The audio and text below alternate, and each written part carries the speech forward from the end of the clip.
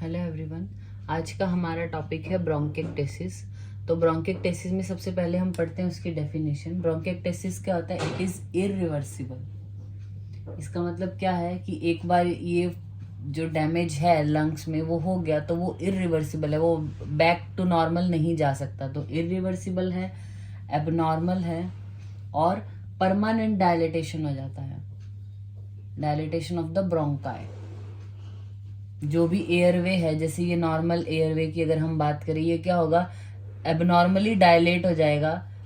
एक एक ये पेटेंसी रहती है, ये ट्रैक अच्छे से ओपन रहे और इस तरीके का मेंटेन रहे तो अच्छे से प्रेशर डेवलप होगा, पेशेंट अच्छे से इंस्पायर एक्सपायर कर सकता है। लेकिन ब्रोंकिक्टेसिस में क्या होगा? जो भी ये, जैसे अगर हम ये बात करें कि अपने लंग्स की,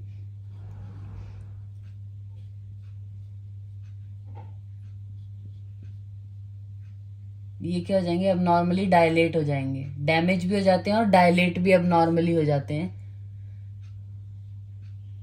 ठीक है। और इसमें म्यूकस प्रोडक्शन होने लगता है, स्वेलिंग होने लगती है। वो आके जो पैथोलॉजी और वो सब है वो हम आगे पढ़ेंगे। लेकिन डेफिनेशन कैसे याद रखनी है कि इसमें जो ब्रोंकाई होते हैं, जो एयरवे है, वो कैसा हो जाएगा? It is irreversible abnormal dilatation of the bronchi. यानी एयरवे की क्या है? इरिवर्सिबल एबनॉर्मल डायलिटेशन है। इसमें क्या होगा? क्रॉनिक सुपोरेटिव एयरवे का इन्फेक्शन है जिसमें स्पुटम प्रोडक्शन होता है, प्रोग्रेसिव स्कारिंग होती है और लंग डैमेज हो जाता है। इसकी वजह से क्या है, जो हमारा ब्रोंकाई है वो क्या अलग अलग शेप का हो जाता है। सिलेंड्रिकल भी हो सकता है, ट्यूबुलर भी हो सकता है, शेप चेंज हो जाएगी। वेरिकोज, जैसे वेरिकोज वेन होती है ना, एबनॉर्मली टॉर्चरस हो जाती है इस तरीके से, इस तरीके का भी हो सकता है और सिस्टिक भी हो सकता है। ठीक है। नेक्स्ट हम आते हैं इसकी इटियोलॉजी पे। इटियोलॉजी क्या है? ये इन्फेक्शियस है, नॉन इन्फेक्शियस भी है। मतलब इन्फेक्शियस कॉजेज भी हो सकते हैं और नॉन इन्फेक्शियस भी। इसके अलावा जो ब्रोंकिक्टेसिस है वो दो तरीके का है, फोकल और डिफ्यूज। जैसे नाम से इनके पता चल रहा है, फोकल मतलब किसी एक पर्टिकुलर एरिया में, पूरे लंग को इन्वॉल्व नहीं करता, कोई भी एक फोकस हो, जैसे कि सिर्फ इतने ही एरिया का जो स्ट्रक्चर है वो चेंज हुआ है, या फिर इतने एरिया का, या फिर इतने एरिया का। फोकल क्या है? सिर्फ एक ही प्लेस पे रहा हुआ है, वो क्या है? Focal bronchitis. और डिफ्यूज मतलब ऑलमोस्ट सारा लंग एरिया जो है वो इसने इन्वॉल्व किया हुआ है। अब ये फोकल हमारा दो तरीके का है, एक्सट्रिंसिक और इंट्रिंसिक फैक्टर की वजह से। एक्सट्रिंसिक है जैसे लिम्फेडिनोपैथी की वजह से, या फिर पैरेनकाइमल ट्यूमर मास हो उसकी वजह से जब हो। इंट्रिंसिक में क्या हो सकता है? एयरवे का ट्यूमर हो, एस्पायरेटेड कोई फॉरेन बॉडी हो, कंजेनाइटल माल फॉर्मेशन हो अगर एयरवे का, या फिर स्कार्ड एयरवे हो, ज्यादा स्कार फॉर्मेशन हो, मतलब बार बार डैमेज होता है तो स्कार फॉर्मेशन हो जाती है, जिसकी वजह से भी फोकल ब्रोंकाइटिस डेवलप हो सकता है। अगर हम बात करें डिफ्यूज की, डिफ्यूज मतलब वाइड स्प्रेड चेंजेस होते हैं थ्रू आउट द लंग्स। ये मेनली होता है टीबी की वजह से। अगर हम रीजन की बात करें तो ट्यूबरक्लोसिस की वजह से मेनली ये होता है। अब हम एक एक करके इसके जो भी इटियोलॉजिकल फैक्टर्स हैं, मतलब ये किस कारण से होता है और उस पर्टिकुलर कंडीशन में हम स्पेशल टेस्ट क्या कराएंगे उसके बारे में पढ़ेंगे। तो पहला तो हमारा है इन्फेक्शियस में। इटियोलॉजी में आता है इन्फेक्शन। इन्फेक्शन में क्या है? बैक्टीरियल हो सकता है और नॉन ट्यूबरकुलस भी हो सकता है। बैक्टीरियल में मेनली टीबी वाला जो बैक्टीरिया वो कॉमन जो है वो ये कॉज करता है, लेकिन बैक्टीरियल में नॉन ट्यूबरकुलस भी हो सकते हैं। तो इसके लिए पेशेंट की क्या क्या डायग्नोसिस कैसे करेंगे? स्पुटम फॉर ग्राम स्टेन कराएंगे, स्पुटम फॉर एएफबी, ब्रोंकियोस्कोपी करा सकते हैं और ब्रोंकियो एल्वियोलर लेवेज भी करा के हम देख सकते हैं। देन उसके बाद आते हैं हमारे कंजेनाइटल कॉजेस बाय बर्थ जो हैं। इसमें हमारे क्या आता है? जैसे सिलियरी डिस्काइनेसिया हो किसी पेशेंट को, सिस्टिक फाइब्रोसिस हो और कार्टाजिनर सिंड्रोम हो, तो वो भी ब्रोंकिक्टेसिस को डेवलप कर सकते हैं। इसका डायग्नोसिस हमें कैसे करना है? जैसे अगर सिलियरी डिस्काइनेसिया है तो उसमें हम नेजल या जो रेस्पिरेटरी ट्रैक्ट है उसकी बायोप्सी कर सकते हैं। देन सिस्टिक फाइब्रोसिस है तो क्लोराइड लेवल चेक कर सकते हैं पेशेंट के स्वेट में। कार्टाजिनर सिंड्रोम है या फिर अल्फा वन एंटीट्रिप्सिन की डेफिशिएंसी है तो उसका लेवल चेक कराना है। देन आता है इम्यूनो डेफिशिएंसी, भी एक रीजन हो सकता है।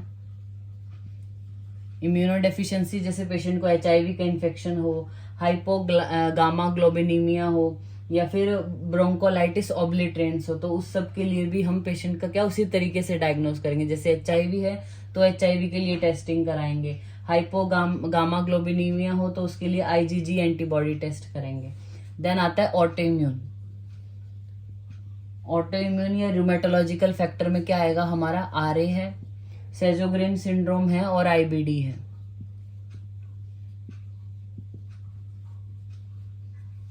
देन आता है इम्यून मीडिएटेड भी डिजीज हो सकती है, जैसे एलर्जिक की वजह से हो या फिर ब्रोंको पल्मोनरी एस्पेरजिलोसिस की वजह से भी हो सकता है, या फिर क्रॉनिक रिकरेंट एस्पायरेशन की वजह से।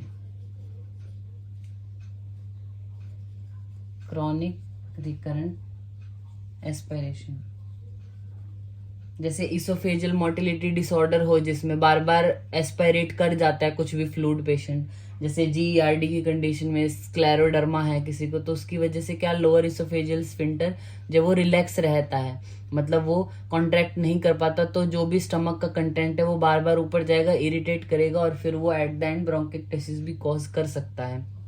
ठीक है, ये तो सारे रीजन हमने बताए। फर्स्ट इज इन्फेक्शियस, जिसमें बैक्टीरियल में ट्यूबरकुलस आता है और नॉन ट्यूबरकुलस बैक्टीरिया भी आते हैं। कंजेनाइटल है इम्यूनोडेफिशिएंसी की वजह से, ऑटो इम्यूनिटी की वजह से और क्रॉनिक रिकरेंट एस्पिरेशन की वजह से। मिसलेनियस कॉजेज भी हो सकते हैं, जैसे येलो नेल सिंड्रोम है, ट्रैक्शन ब्रोंकाइटिस है या फिर इडियोपैथिक ब्रोंकाइटिस भी हो सकता है। फिर इसकी जो पैथोफिजियोलॉजी है, ये कैसे अकर होता है, ये हम जो वो नेक्स्ट वीडियो में अपनी पढ़ेंगे, क्या क्या रीजन इसके होते हैं। दूसरा, अभी हमने इन्फेक्शियस की बात की थी ना यहाँ पे, तो नॉन इन्फेक्शियस भी होता है ये, जिसमें किसी तरीके का इन्फेक्शन नहीं हो रहा लेकिन फिर भी ब्रोंकिक्टेसिस डेवलप हो रहा है। ये इम्यून मीडिएटेड रिएक्शन है, जिसमें क्या होता है अपना ही इम्यून सिस्टम क्या कर लेता है, जो एयरवे है उसकी वॉल को डैमेज करके ब्रोंकिक्टेसिस कॉज करेगा। फिर आते हैं हम क्लिनिकल फीचर पे। ऐसे में पेशेंट को क्या क्लिनिकल फीचर आते हैं, कफिंग आती है, परसिस्टेंट कफ रहता है और स्पूटम प्रोडक्शन बहुत ज्यादा होता है, इतना थिक टिनेशियस स्पूटम निकलता है, मतलब पेशेंट को उसको बाहर निकालना भी मुश्किल होता है, और निकलता भी है तो बहुत ज्यादा अमाउंट में निकलता है। इतना प्रोटीन लॉस इतना हो जाता है पेशेंट का स्पूटम के थ्रू ही कि वो बहुत ऐसा इमेशिएटेड हो जाता है पेशेंट। साइंस में आप देखेंगे तो क्लबिंग देखने को मिलेगा ऐसे पेशेंट में, क्लबिंग ऑफ डिजिट्स, और वीजिंग या क्रैकल्स देखने को मिलेंगे। पल्मोनरी जो फंक्शन टेस्ट हम करते हैं तो mild to moderate airway obstruction उसमें देखने को मिलेगा।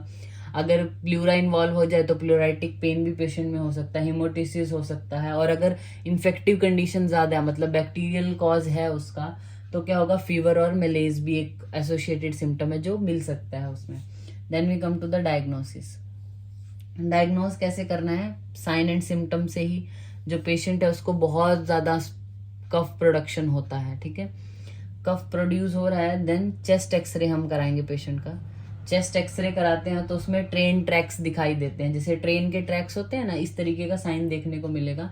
मतलब वो क्या इंडिकेट करता है कि जो एयरवे है वो बहुत डायलेटेड हो गया, इंटरकनेक्टेड और डायलेटेड है। देन आता है सीटी चेस्ट, जब हम कराते हैं तो वहां पे सिग्नेट रिंग साइन देखने को मिलेगा। अब ये देखने के लिए आप मतलब फोटो आपको पता होना चाहिए कि किस तरीके का जो है उसका सीटी स्कैन दिखाई देगा, तो आप नेट पे सर्च कीजिए तो उसमें इमेजेस में आपको देखने को मिलेगा कि ट्रेन ट्रैक्स क्या है और सिग्नेट साइन क्या है। नेक्स्ट आता है हमारा ट्रीटमेंट।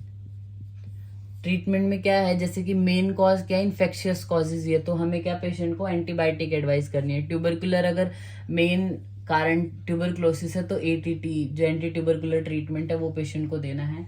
बाकी एंटीबायोटिक्स देनी है, ब्रोंकियल हाइजीन मेंटेन करने को बोलना है, और एंटी इन्फ्लामेटरी थेरेपी पेशेंट को देनी है। तो ये हमारा टॉपिक है ब्रोंकिक्टेसिस, जिसमें हमने उसकी डेफिनेशन क्या है, टाइप्स जैसे कि इन्फेक्शियस और नॉन इन्फेक्शियस है, फोकल और डिफ्यूज है, फोकल में भी इंट्रिंसिक और एक्सट्रिंसिक फैक्टर हैं।